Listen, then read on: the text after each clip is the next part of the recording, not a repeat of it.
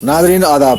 अवधनामा के प्रोग्राम अखबारों की दुनिया में मैं हारून रशीद आपका खैर मकदम करता हूँ। पेश खिदमत है अवधनामा में आज शाह मोहम्मद उवैस संभली का मजमून, सुप्रीम कोर्ट से अपने फैसले पर नजर सानी की दरख्वास्त। वो लिखते हैं कि मौलाना आज़ाद ने अपने एक बयान में इंसानी तारीख में अदलिया के रवैये पर रोशनी डालते हुए 1921 में कहा था कि तारीख शाहिद है कि जब कभी हुक्मरान ताकतों ने आज़ादी और हक के मुकाबले में हथियार उठाए हैं तो अदालत गाहों ने सबसे ज़्यादा आसान और बेखता हथियार का काम दिया है। अदालत का इख्तियार एक ताकत है और वो इंसाफ और नाइंसाफ़ी दोनों के लिए इस्तेमाल की जा सकती है।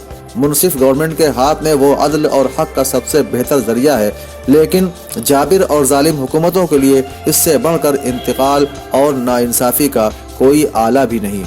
मौलाना आज़ाद के इस बयान के मुताले के बाद मौजूदा दौर के अदालती रवैये पर हमें कोई हैरानी नहीं होती। इसकी खुली मिसाल बाबरी मस्जिद मुकदमे का हाल ही में आया फैसला है, जिसके बाद अदलिया पर एतमाद कमज़ोर हुआ। 5 जजों की बेंच ने अपने फैसले में हिंदू जमातों के जरिए की जाने वाली मुतअद्दिद गैर कानूनी कार्रवाइयों में से कुछ को तस्लीम किया।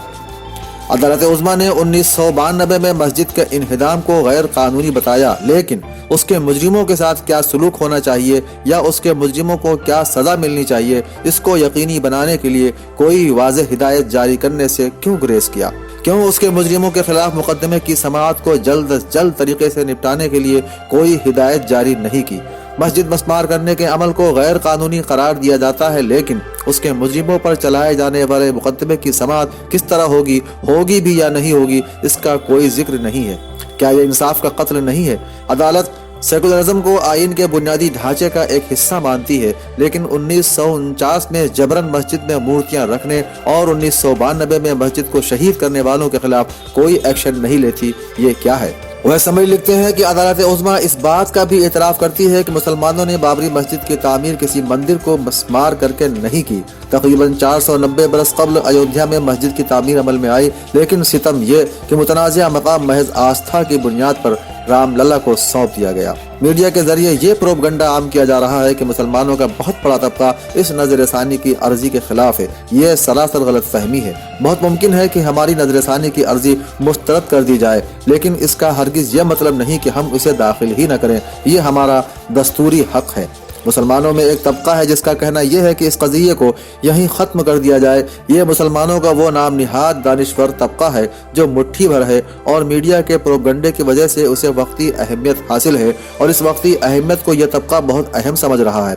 नीज़ इस गलत फहमी का शिकार है कि मुल्क की अक्सरियत यानी मुसलमान उनकी बातों को तवज्जो देंगे या इन ऊट पटांग बातों की कोई अहमियत है। दरअसल ये वो लोग हैं जिन्होंने मस्जिद के मुकदमे में न अपना जहन लगाया है और न ही उसे कुछ वक्त दिया और न ही उन्हें मस्जिद से कोई अमली दिलचस्पी है। ये लोग खौफ की फ़ज़ा में जीते हैं और महज इस खौफ से दूसरों को भी डराने का काम करते हैं।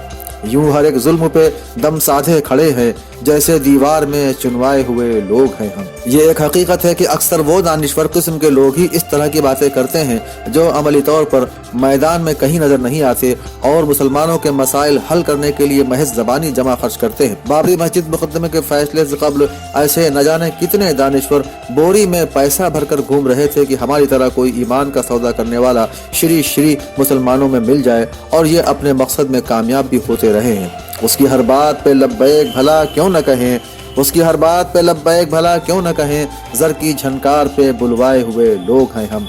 इस खरीद फरोख्त में सबसे अहम किरदार हुकूमत के जिम्मेदारों का होता है। बाबरी मस्जिद के सिलसिले में अदालत उज़्मा ने जो फैसला सुनाया है उसकी बाज़ कमज़ोरियाँ हैं, और जब इन कमज़ोरियों पर गौर किया जाता है तो बात यह निकल कर सामने आती है कि नज़रसानी की अपील की जा सकती है और इसमें कोई हरज भी नहीं।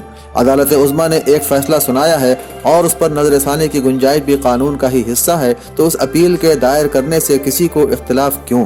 अदालत उज़्मा ने फैसला सुनाया, उससे हम मुतमईन नहीं हुए। इस फैसले के बाद पहलू बहुत कमज़ोर नज़र आ रहे हैं। हम दस्तूर हिंद नीज़ अदालत उज़्मा का एहतराम करते हुए एक अर्जी दाखिल करना चाहते हैं कि बाज़ चीज़ों को लेकर हम मुतमईन नहीं, लिहाजा हम चाहते हैं कि आप अपने फैसले पर नज़रसानी करें।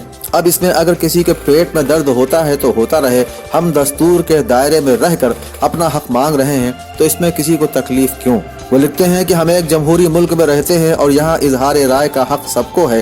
जो लोग ये सोचते हैं कि मुसलमानों को 5 एकड़ ज़मीन पर शाही मस्जिद या कोई यूनिवर्सिटी कायम कर लेनी चाहिए, नीज़ उस टुकड़े के बदले खामोशी अख्तियार कर लेनी चाहिए और मस्जिद के लिए कोई लड़ाई न लड़ी जाए, ये वो लोग हैं जो अमन के क़याम के लिए मस्जिद से अपना दावा छोड़ देने को बिल्कुल गलत नहीं मानते और मस्जिद को मुंतकिल करने की बहुत सी मिसालें पेश करते हैं। अफसोस, लेकिन ये लोग दुनिया में कोई एक मिसाल ऐसी पेश न कर सकेंगे कि हमने मस्जिद की ज़मीन मंदिर के लिए छोड़ दी।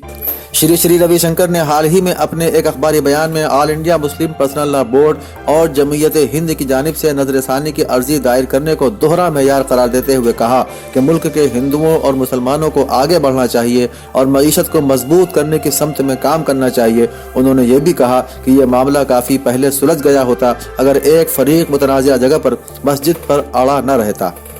मजीद ये कि फितरी है कि किसी भी फैसले से दोनों फरीक खुश नहीं हो सकते और जो लोग अयोध्या मामले पर फैसले के खिलाफ नजरसानी की अपील दाखिल करने का मंसूबा बना रहे हैं, वही लोग पहले कह रहे थे कि वो अदालत उज़्मा के फैसले को कबूल करेंगे। श्री रविशंकर के बाद श्री मुख्तार अब्बास नकवी ने भी उन्हीं के सुर में सुर मिलाते हुए कहा कि अयोध्या मामले में नजरसानी की बात करने वाले लोग बिखराव और टकराव का माहौल पैदा करने की कोशिश में हैं, मगर समाज इसे कबूल नहीं करेगा। अदालत उज़्मा के फैसले के बाद अयोध्या का मसला अब ख़त्म हो गया और उसे सुलझाने की कोशिश नहीं होनी चाहिए, क्योंकि सुप्रीम कोर्ट ने मुत्तफ़िक़ा तौर पर फैसला करके इस मामले का हल कर दिया है। ये दोनों बयानात एक ही फिक्र रखने वाले दो अलग अलग लोगों के हैं। अमन के क़याम की जो मिसाल बाबरी मस्जिद फैसले के बाद मुसलमानों ने पेश की, उसकी नज़ीर शायद ही मिल सके। लेकिन साथ साथ हम ये भी बताना चाहते हैं कि हम मसले की रवैयत से पूरी तरह आगाह हैं और इस मसले पर खामोशी अख्तियार करने की ज़रूरत को भी समझते हैं। लेकिन ये भी एक मुसल्लम हकीकत है कि इंसाफ के बगैर अमन कायम नहीं हो सकता और हम अदालत उज़्मा से इसके फैसले पर नज़रसानी की अर्जी दाखिल कर रहे हैं और इंसाफ की उम्मीद भी रखते हैं।